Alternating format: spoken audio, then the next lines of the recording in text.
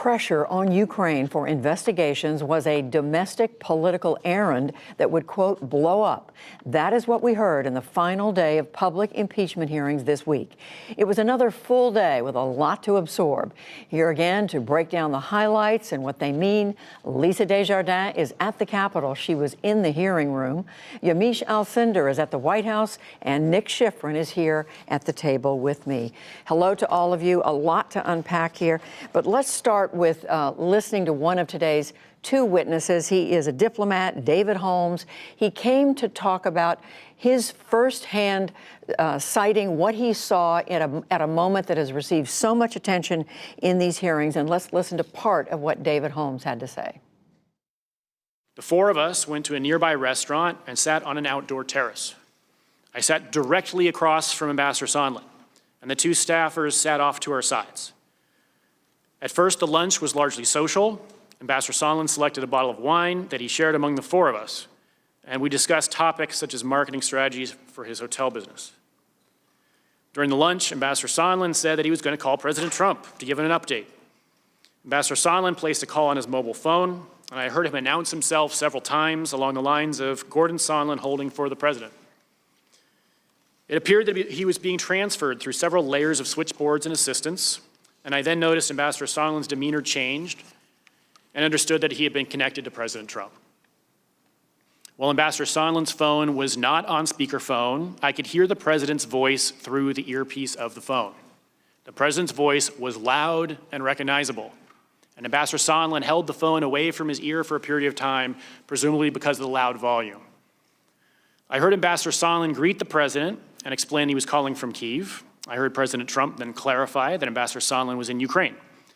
Ambassador Sondland replied yes, he was in Ukraine, and went on to state that President Zelensky, quote, loves your ass.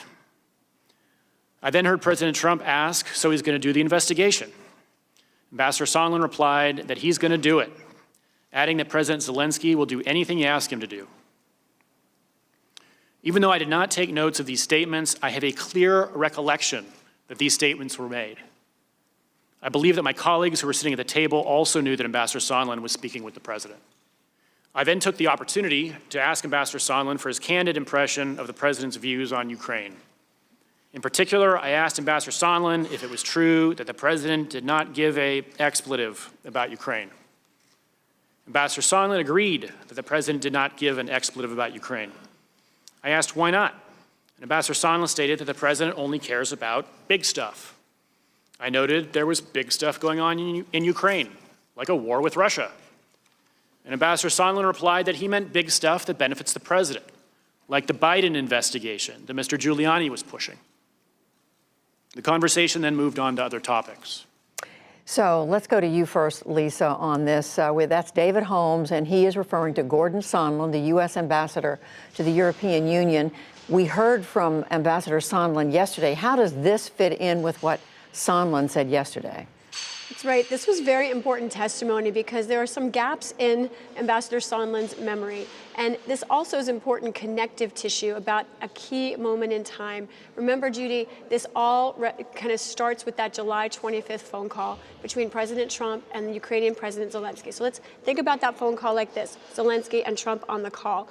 What we learned from David Holmes was what happened to those two different players. He testified today that Zelensky, the next day after that call, met with him, Holmes, and Sondland in Ukraine and told them that after the call, he felt like there had been some very sensitive issues raised on that call. He said it 3 times, according to Holmes. This is what Zelensky's thinking about. That was sensitive issues. He's feeling some pressure, or he's cautious. He's worried about sensitive issues. Just a couple of hours later after that, President Trump, Ambassador Sondland makes that phone call that David Holmes overhears. And what does he say? President Trump immediately says, is he going to do the investigations? Meaning Zelensky, Ambassador Sondland, according to David Holmes, says, yes, he's going to do the investigations. Completely contrary to what Zelensky just told that group hours earlier, that that there were sensitive issues and he could only follow up in person with the president. Now, in between those two things, Zelensky had a closed-door meeting Zelensky aide had a closed-door meeting with Mr. Sondland. That's where Mr. Sondland, others have testified, said, in order to get the aid, you have to do these investigations. So while there's not a direct link to the president exactly, it's getting closer in this testimony, the idea that right after the phone call, President Trump wanted to know about the investigations. President Zelensky was worried about the investigations. Well, that brings us to you, Yamiche. You're at the White House. What is the White House saying about this? Well, first, it's really critical to look at David Holmes' testimony. Remember that we learned about him and learned about what he overheard when the current top U.S. diplomat in Ukraine, William Taylor, said that he had an aide who overheard this conversation. So this has been really percolating, and people have been thinking about this for a long time. So the White House has been really having a long time to prepare itself to say, hey, look, the president still has not been directly implicated. And that's what the White House did today. In real time, the White House was saying, look, a lot of people have a lot of things to say about what the president did or didn't do. But at the end of the day, no one has actually directly linked the president to saying to anybody, I need an investigation into Joe Biden and Hunter Biden in order for them in order for Ukraine to get this military aid. I want to read to you what a White House statement that basically sums that up. But here's what Stephanie Grisham, the White House press secretary, had to say. She said, these two witnesses, just like the rest, have no personal or direct knowledge regarding why U.S. aid was temporarily withheld. The Democrats are clearly being motivated by a sick hatred for President Trump and their rapid desire to overturn the 2016 election. You also have the attorney for Mick Mulvaney, the acting White House chief of staff, that his attorney put out a statement saying that Fiona Hill was essentially misguided and misrepresenting her relationship with Mick Mulvaney. They're essentially saying that Mick Mulvaney was not any part of this. That's important because even though we haven't heard from Fiona Hill yet in the sound that we're playing, what you have is Fiona Hill saying that the White House was directly involved in essentially bolstering David Holmes' testimony. But the White House is sticking to the fact that they think this is a partisan attack. This is all about people being mad about the 2016 election. Well, let's listen now to a little bit of what Fiona Hill had to say. She is a former White House advisor, national security advisor, and expert on Russia. Here's part of that. Unfortunately, I had a bit of a blow-up with Ambassador Sondland, and I had a couple of testy encounters with him. One of those was in June 18, when I actually said to him, who put you in charge of Ukraine? And I'll admit I was a bit rude, and that's when he told me the president, which shut me up. And this other meeting, it was about 15, 20 minutes, exactly as he depicted it was. I was actually, to be honest, angry with him. And, I hate to say it, but often when women show anger, it's not fully appreciated. It's often, pushed onto emotional issues, perhaps, or deflected onto other people. And what I was angry about was that he wasn't coordinating with us. Now, I actually realized, having listened to his deposition, that he was absolutely right, that he wasn't coordinating with us because we weren't doing the same thing that he was doing. So I was upset with him that he wasn't fully telling us about all of the meetings that he was having. And he said to me, but I'm briefing the president, I'm briefing Chief of Staff Mulvaney, I'm briefing Secretary Pompeo, and I've talked to Ambassador Bolton. Who else do I have to deal with? And the point is we have a robust interagency process that deals with Ukraine. It includes Mr. Holmes, it includes Ambassador Taylor as the chargé in Ukraine, it includes a whole load of other people. But it struck me yesterday when you put up on the screen Ambassador Sondland's emails and who was on these emails, and he said, these are the people who need to know, that he was absolutely right, because he was being involved in a domestic political errand. And we were being involved in national security foreign policy, and those two things had just diverged. So, Nick Schifrin, how significant what Fiona Hill is saying here? This is the heart of what you and I have been talking about, Judy, the divide between national security policy of President Trump or the Trump administration and that of Trump's confidants, led by Rudy Giuliani and Ambassador Sondland. And Hill actually apologized because she admitted that Sondland wasn't operating in the irregular channel, as it's been dubbed. He was talking to the President of the United States. Just that the President of the United States wasn't talking to the National Security Council staff or wasn't listening to the official channel. And the implication of that, of course, is that, implication of what she's saying, is that the president was looking for a domestic political errand, in her words, because she says that Biden and Burisma are the same thing. Biden Burisma, the energy company in Ukraine that had Hunter Biden on the board. She says that they're the same thing. Rudy Giuliani was saying that they were the same thing. President Trump used the words Biden in the context of Burisma on the July 25th call, and she said it's not credible that any other diplomat, including Ambassador Sondland, including another diplomat, Ambassador Volker, did not know about that. So for 55 days, what Fiona Hill is saying is that there was a triumph of domestic politics over national security. So separately, we know that Fiona Hill, and in fact in her opening statements, had some very strong words contradicting what she said she felt were Republican points that Republicans have made about Ukraine and its role in the 2016 election. Let's listen to this from Fiona Hill. The impact of the successful 2016 Russian campaign remains evident today. Our nation is being torn apart. Truth is questioned. Our highly professional and expert career foreign service is being undermined. US support for Ukraine, which continues to face armed Russian aggression, has been politicized. The Russian government's goal is to weaken our country, to diminish America's global role, and to neutralize a perceived US threat to Russian interests. President Putin and the Russian security services aim to counter US foreign policy objectives in Europe, including in Ukraine, where Moscow wishes to reassert political and economic dominance. I say this not as an alarmist, but as a realist. As Republicans and Democrats have agreed for decades, Ukraine is a valued partner of the United States, and it plays an important role in our national security. And as I told the committee last month, I refuse to be part of an effort to legitimize an alternate narrative that the Ukrainian government is a US adversary and that Ukraine, not Russia, attacked us in 2016. So now I want to turn to you, Lisa. Put this in context with what Republicans on the committee have been saying about this. This is an interesting situation, Judy, because on the one hand, there is a narrative that Rudy Giuliani was pushing forth that the Ukrainian government itself, as we heard from Fiona Hill, was trying to manipulate the election. And we heard more of that today from Republicans than we have in the past. They point to things like an op-ed, for example, from the Ukrainian ambassador, in which the Ukrainian ambassador sort of brought up the idea that candidate Trump was saying he could consider allowing Russia to take over the Crimea. That obviously is a huge sovereign question from Ukraine, and the ambassador in that op-ed pushed back against that idea. Never fully said that she opposed candidate Trump, just said that this would be a national security risk. That op-ed to Republicans is evidence that Ukraine had reason to have a bias against the president, and that's why they were going after him.